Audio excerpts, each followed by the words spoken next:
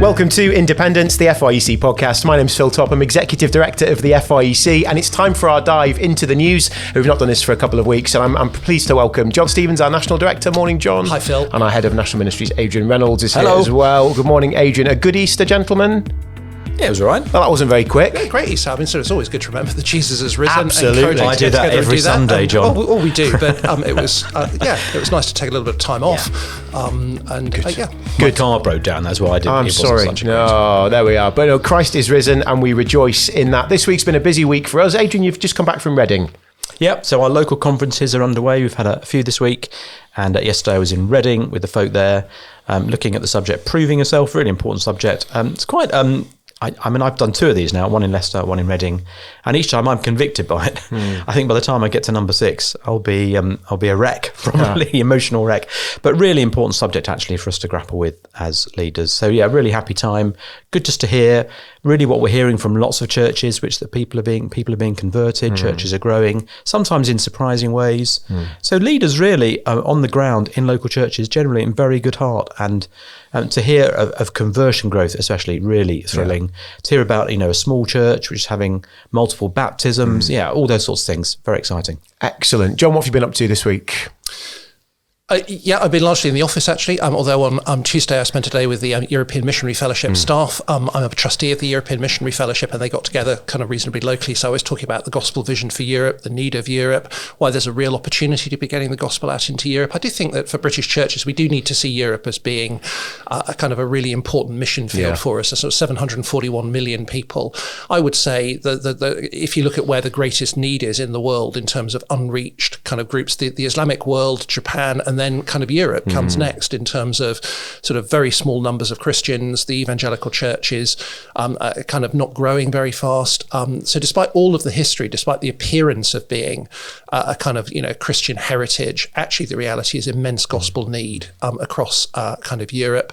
And I think there's a real opportunity there for churches in the UK to sort of, in a sense, get engaged in sort of gospel work. There are good things going on. There are churches being planted, leaders being raised up. There's been significant gospel growth in France in the last 15 years. So there are encouragements, but it is still a massive need. We want to talk a bit about your role in Affinity in a few minutes and their plans for a Gospel Coalition UK. We'll come to that. Just before we do, reminders you can book for a local conference that's near you.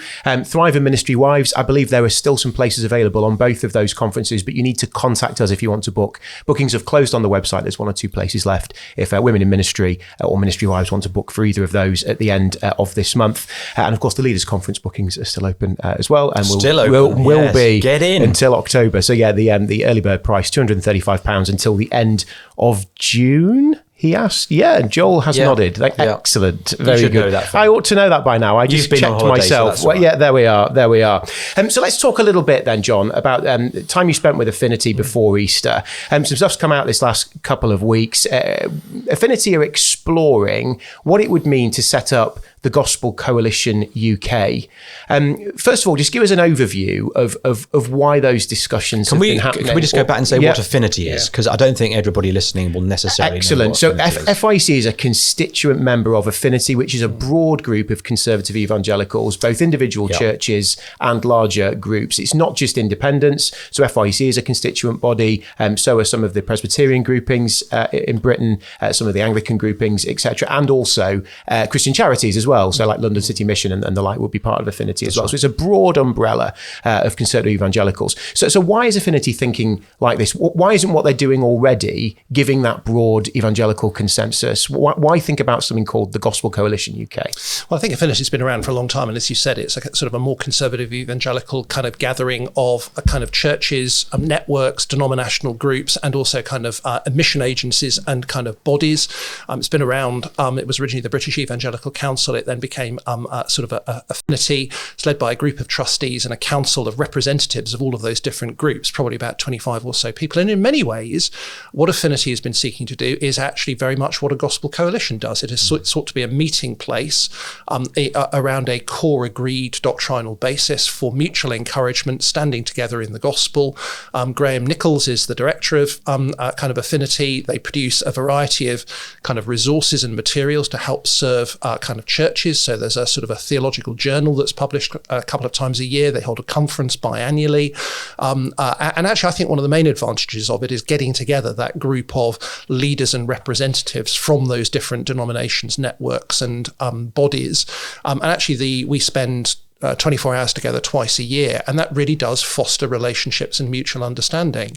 So in many ways, Affinity has been doing exactly what a gospel coalition has sought to do on a smaller scale, and probably with less kind of recognition and less awareness. The very fact that we ask the question, what is Affinity, I think in a way highlights the problem that people don't really realise what Affinity kind of is. The desire has been to want to try to build and strengthen evangelical unity in those core gospel truths. And I think there's an awareness that there are people that are outside of the current Affinity family who would very much agree with Affinity's doctrinal positions and would stand with those, but they haven't, for whatever reason, felt that Affinity is the group that they want to kind of belong to. Why would they join a gospel coalition then? If they wouldn't join Affinity, why would they join the gospel coalition? Well, I think gospel coalition works slightly differently. So a gospel coalition isn't necessarily an organisation in which individual churches and denominations belong to. It's more a kind of a group of leaders who've come together to stand together. So to some extent, a gospel coalition is slightly easier to connect with. It's a more recognised brand of what it's there and what it's there for. It has encompassed a kind of a slightly broader spectrum of philosophies of ministry than historically Affinity has done. So I think the Affinity Council has been thinking through how can we best serve that cause of bringing together like-minded people to be an encouragement to one another. And this has been done in a number of other places. So in Australia, for example, they've set up an Australian gospel coalition. In Canada, they've set up a Canadian gospel coalition, which actually have their own kind of distinct local flavours. This is not some American brand coming and imposing itself. It's actually developing something that potentially could serve the kind of the need within a particular kind of place. And so I think the council, having spent a lot of time discussing it and actually consulted extensively with leaders outside of Affinity who might be interested in the idea of something like a gospel coalition, there's been a lot of encouragement from some of those other leaders to say, yes, we think there's a real need to express evangelical unity, to bring leaders together so that we can develop that kind of mutual encouragement and stand together. And Affinity has felt that the next step is to sort of move on to a consultation with that wider group to see whether this really would serve the cause of the gospel more widely within the UK. So that's the decision that's taken. It's worth saying as well, there's a gospel coalition called something different in Germany, in France. Yeah. In Germany, it's called Evangelion 21. So it's slightly different, but doing the same sort of thing. I guess, can I ask a difficult question? Yeah. This maybe is the elephant in the room. I mean, I've been on the Affinity Council, as you are on the Affinity Council. I remember those days with happiness. And I think one of my questions is that Affinity has always wanted to, but never quite been able to engage with evangelical Anglicans and with New Frontiers. Those are the two church groupings, if you like, that are conspicuous by their absence. And I don't want to go into the reasons necessarily why that is, but do you think there's a possibility that kind of whatever it is, a rebrand, a relaunch, a kind of a shift towards gospel coalition would change that? It may do, and that's some of the consultations and conversations that have got to be had. I mean, there are historic reasons for that. I think historically, Affinity, because of its identity as predominantly a nonconformist group, wasn't particularly welcoming to others outside of that world. So there was sort of historically perhaps a negative attitude towards Anglicans. In actual fact, that's already begun to change with Affinity. So groups have joined in recent years. So, for example, Church Society is a member of Affinity, and Legatus is a member of the kind of council. There have been a kind of new agency groups like London City Mission has joined. So Affinity has already seen the beginnings of a gathering of a wider group of evangelical organisations that have wanted to be part of that. We've spoken to evangelical Anglican leaders, and a number of those have said, yes, they think this is a good idea that is at least worth pursuing and worth discussing. Whether that leads to an active willingness to be involved, I think remains to be seen. That's one of the unknowns, and that's why there needs to be a process of kind of consultation and discussion. Similarly, attempts to reach out to some of the leaders within the New Frontiers kind of world. My hope is that even if it doesn't lead to a gospel coalition, it will lead to a better relationship with those who hold the same core doctrinal convictions in common. Certainly, I've benefited hugely from Affinity bringing leaders together and getting to know people who I would never have met, particularly from Scotland, Northern Ireland, Wales, different constituencies, some of the Presbyterian churches and denominations. There's just huge value in doing that. So I think the opportunity is there. The real question is whether or not those other groups will want to take advantage of an opportunity like this. But I think Affinity wants to approach this with a genuinely open-handed willingness to bring about something which is not Affinity saying simply come and join us, but is saying can we together create something that will serve the cause of a sort of a unity between conservative evangelicals within the UK. And even though conservative's not the easy word, it's people who are kind of united in kind of core gospel kind of convictions, but they will have a spectrum of different kind of approaches to local church ministry. Is it a done deal, or is this very much a consultation? I think that's an important question. No, it's absolutely a consultation, because a gospel coalition would be something new. It's not simply Affinity changing its name and saying we are the gospel coalition. I think because there are differences between them, although theologically almost identical, this would be something that would need to be brought about. And I think if there is not a desire for that on some of the other bodies that are in other countries where there is a gospel coalition have joined into a gospel coalition, if that weren't the case, then it's clearly not going to serve the gospel need. And as inevitably in these kinds of things, the response has been a kind of a mix of some people saying, yes, we're really enthusiastic about this. We want to see this kind of wider unity. Others saying, do we need this? There are some people who are skeptical of gospel coalition. They think it's somehow a kind of corrupted brand because of some things that have happened in the States. So no, absolutely not a done deal. But I think that the heart behind it is a desire to say, how do we serve the cause of gospel unity in the UK? And certainly, I think over sort of the past few kind of years, there's been less unity in evangelicals. I think that's because in the past we relied on certain conferences to be the main meeting point of evangelicals coming together, and those are no longer serving that purpose. And kind of different networks have grown and strengthened and have got their own events. And actually there's a missing place to meet together, both for leaders and for kind of churches more widely. And I think the question that's being asked is this might be a way of filling that need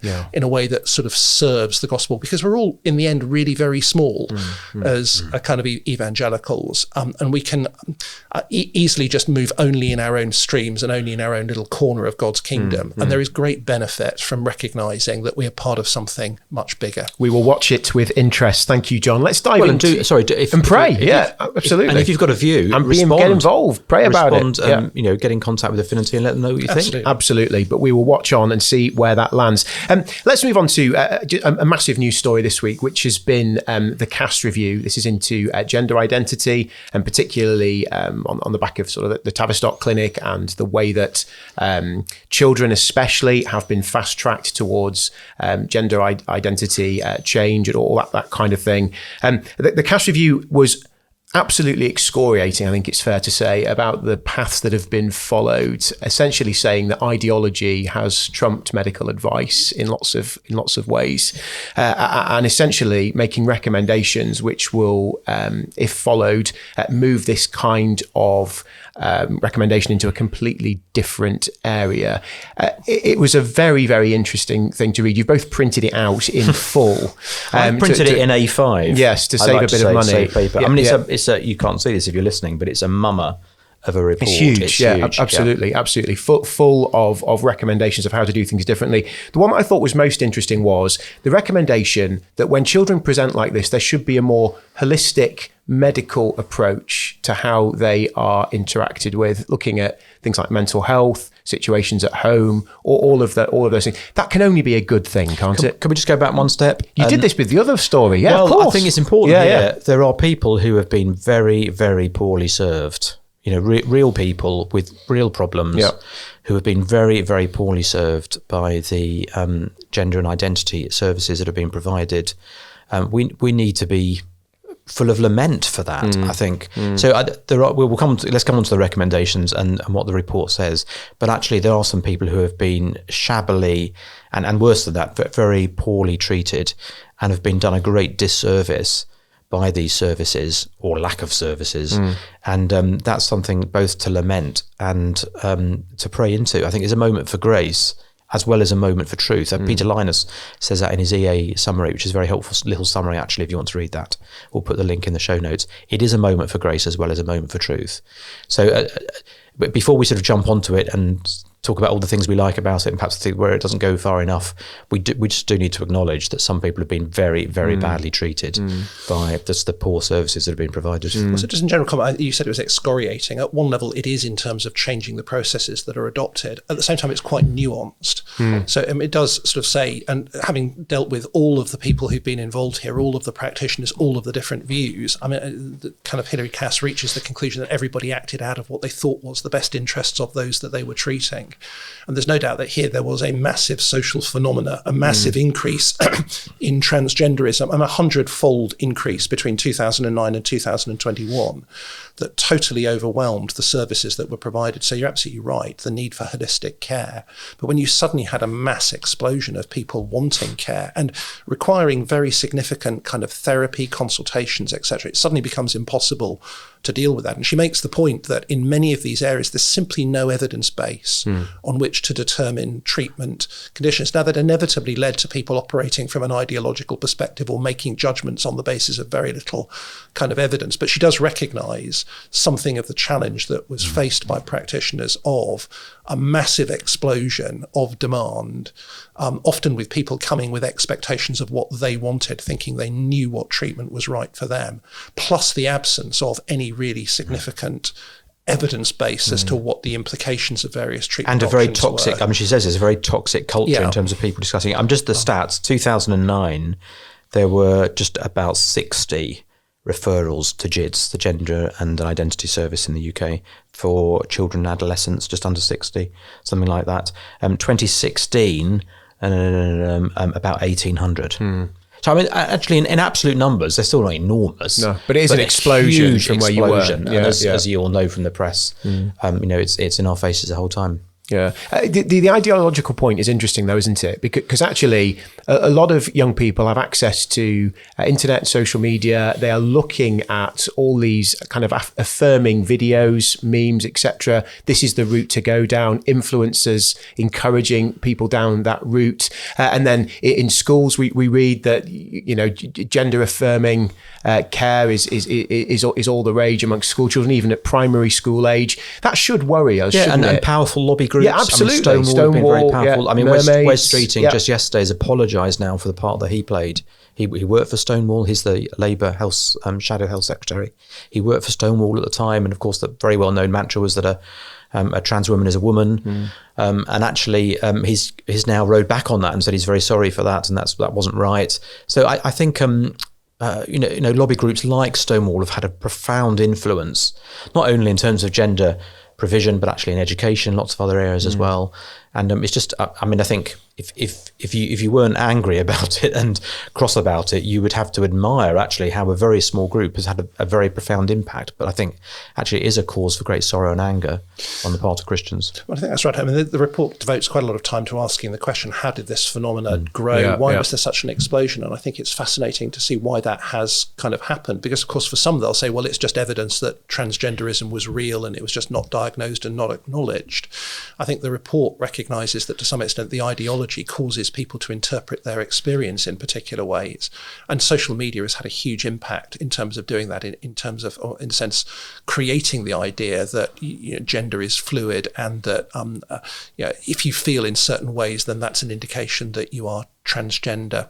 And that's caused people to interpret themselves in a way that has then gone on to seek kind of treatment. But there are some underlying factors for that. So I think the report points out that the sort of the problem of kind of, in a sense, pigeonholing people into particular gender identities, that there's an irony that if we have very strong gender identities of what it means to be masculine and to be feminine, if people don't quite fit into what are those social stereotypes, then actually they draw the conclusion that they must belong to the other kind of gender, which I think is a really interesting kind of observation and actually quite significant for Christians. Absolutely, because we can very easily kind of say that biological sex determines gender and then have a very culturally constructed model of what gender actually means, playing with particular toys, liking particular clothes, having certain personality traits.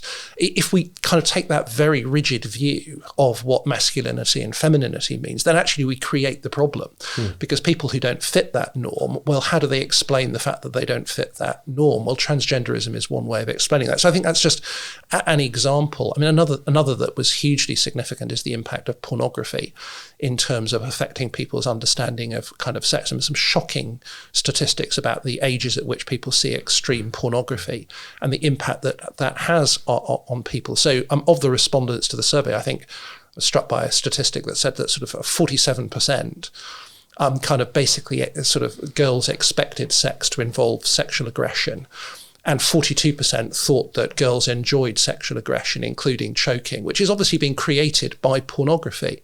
Now, when that's the world in which young girls are growing up, if that's the norm of what heterosexual sex is presented as being, then it's not particularly surprising that there is a reaction against that. Now, we have to recognise that those are very important influences. Plus, the report sort of brings together lots of evidence about the kind of plasticity of the brain and development during the whole period of puberty.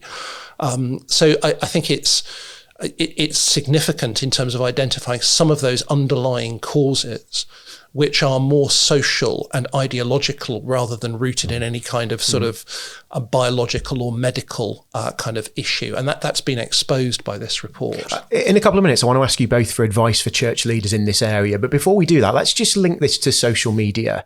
So obviously social media has played a part in all of this ideology being spread across the country and through schools and across the nation.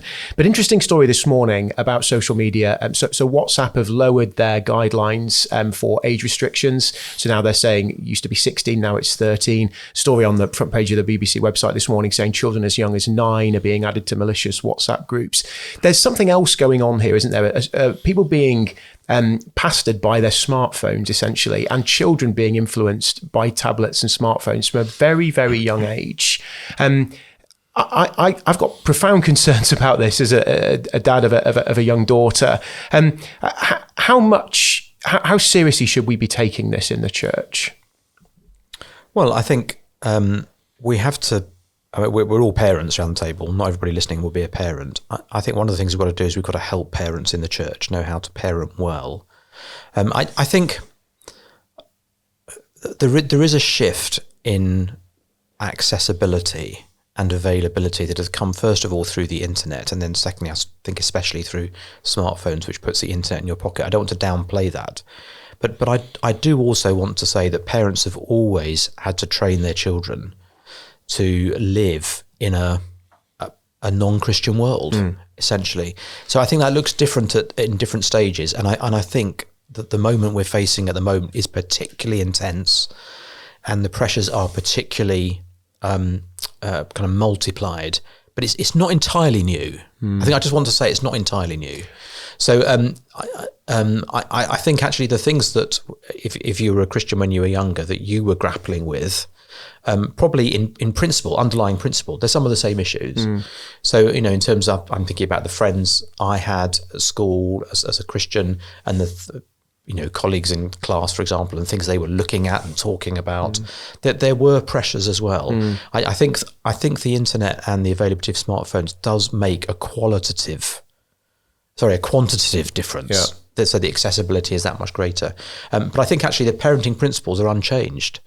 And But talk about those a bit more if you want. Accessibility is important though, isn't it? Because when I was a teenager, if I wanted to view that kind of material, there would have to be a whole process to go through before you even got anywhere near it. Whereas now, it's just in someone's pocket. Well, okay. Kids at my school all had porn.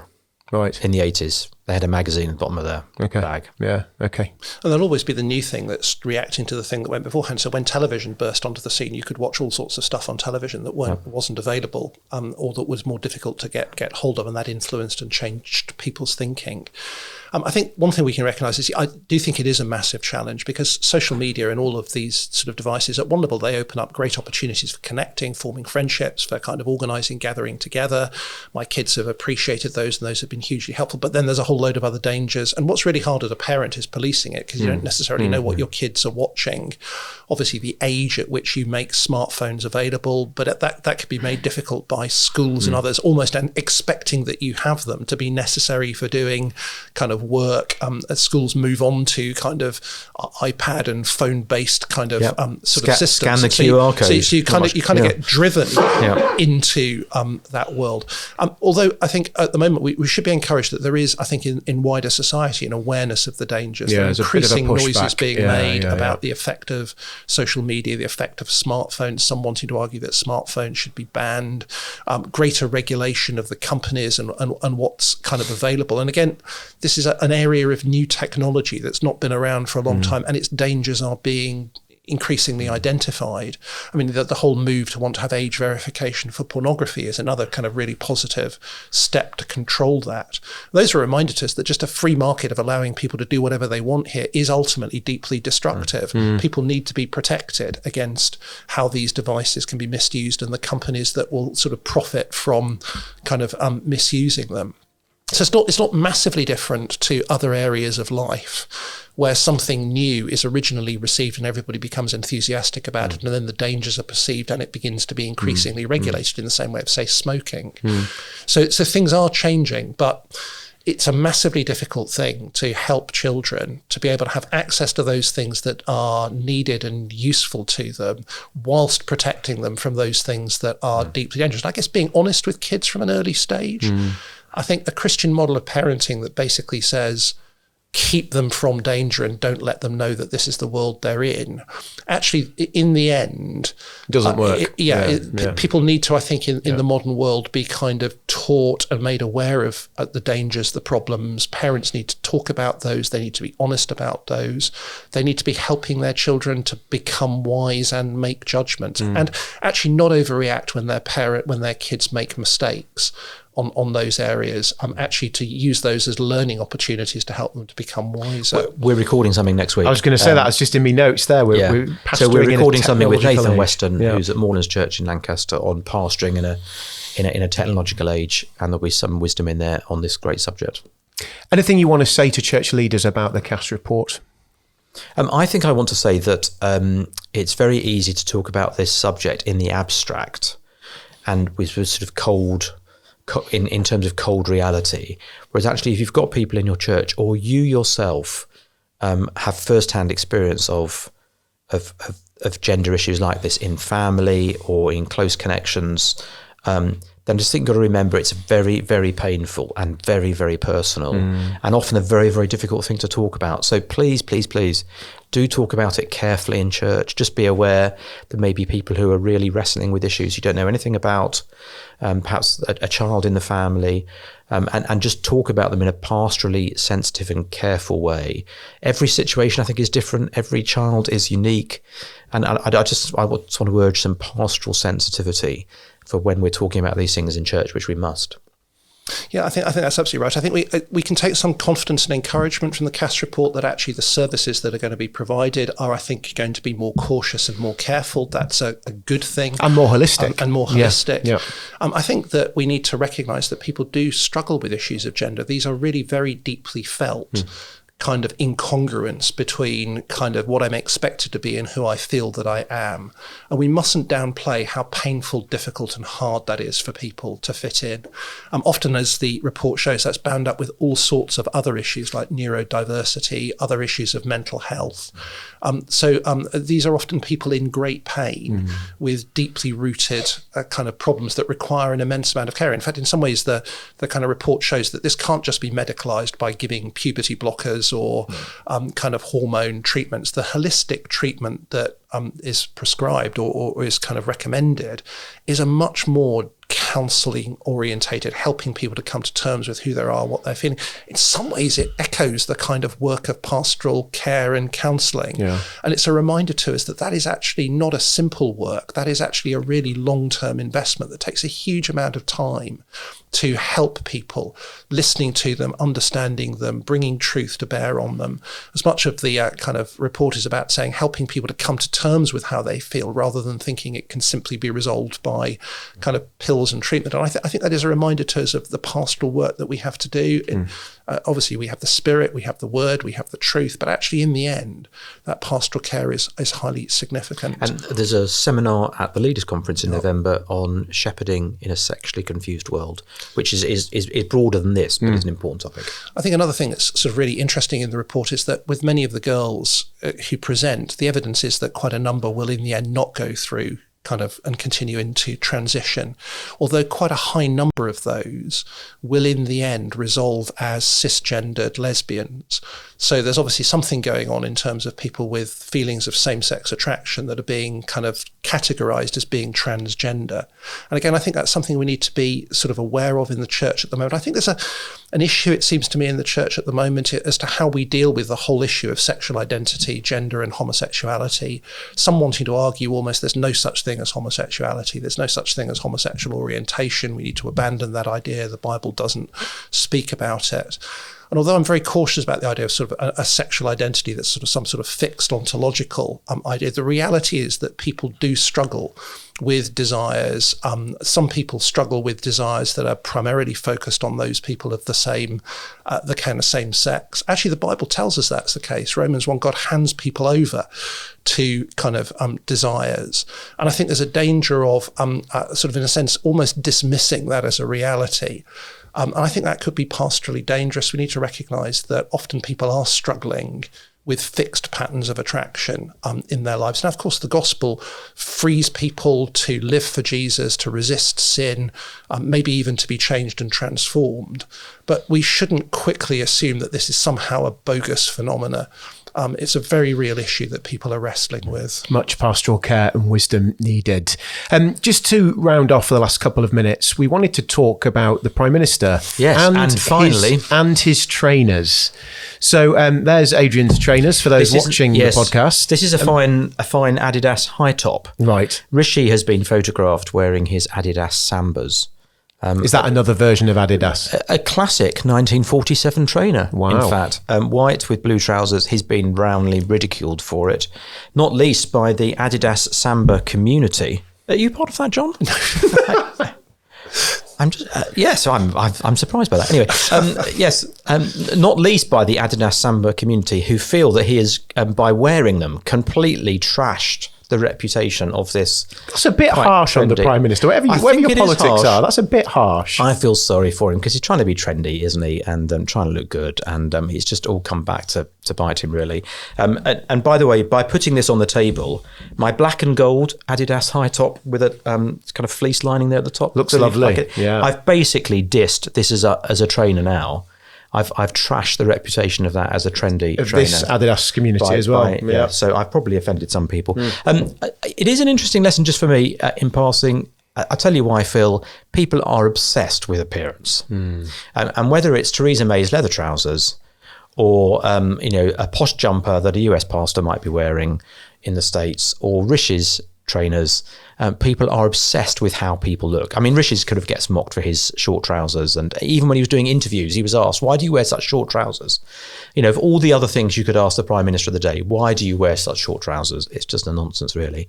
And we're drawn into it. It's the culture of the age.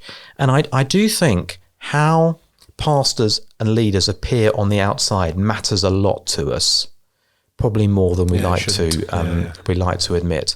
And so actually, I mean, I'm always heartened when I go to the leaders' conference and look around and see there's a great variety of pastors, although there's a lot of check shirts. Even our producer this morning is wearing a check shirt. So I just think we've got to get away, haven't we, from the idea that appearance matters. In the sense that God looks at the heart, not at the outward appearance. And actually, once we begin to evaluate our leaders on what they wear, whether they have a beard or how they speak or what accent they use, a lot of those things that I thought we'd got beyond. Actually, we're in dangerous territory. Now, we're not dressing to offend. We don't want to be stupid about what we wear or don't. But actually, I think we need to see deeper than that for leaders. So that kind of superficial assessment of leaders, I find quite dispiriting. And it's not just in the world, let's be honest, it's in the church too. As well. And I think there's two sides to that, isn't there? There's on the one hand the way that we judge leaders, and there's leaders who are trying to create an impression for themselves. So at one level, I'd love to know what Rishi Sunak's kids think about his kind of trainers and whether they laugh at Dad trying to be trendy. Just ask my kids what they think about mine, absolutely. John. So, and I think actually there is a fundamental principle of actually being yourself. really. Some people could wear something like that and pull it off and it would fit with them and who they really were. But Thank you. If you're doing it as a desire to try to create an image that everybody kind of really sees through, it's kind of like the pastor who turns up dressed like the kids in the youth group as an attempt to try to connect with them. It could come across as entirely bogus. And I think there's that danger as well. There's that pressure to kind of create an image and to just think that by wearing certain clothes, having a certain haircut or look, you're suddenly going to become kind of someone who can connect. We need to have a kind of an authenticity that doesn't seek kind of sort of image and project a false view of ourselves. So, you know, I mean, in a way, Rishi Sunak's kind of expensive moccasins were far more in keeping with who he is, who we know he is and his life, etc. This just looks like a bogus attempt to project an image that kind of isn't true. Well, it is an election year. Link to the FIEC Adidas store will be in the show notes as well. 5% discount for all FIEC members of the Pastors Network. Excellent. And on that note, we will leave it there. Brothers, thank you so much for thinking thoughtfully and wisely about some of the news stories of the day. This has been Independence, the FIEC podcast. Do rate or leave a review so others can find it. And we look forward to talking to you again very soon. Thank you, brothers. Thank you.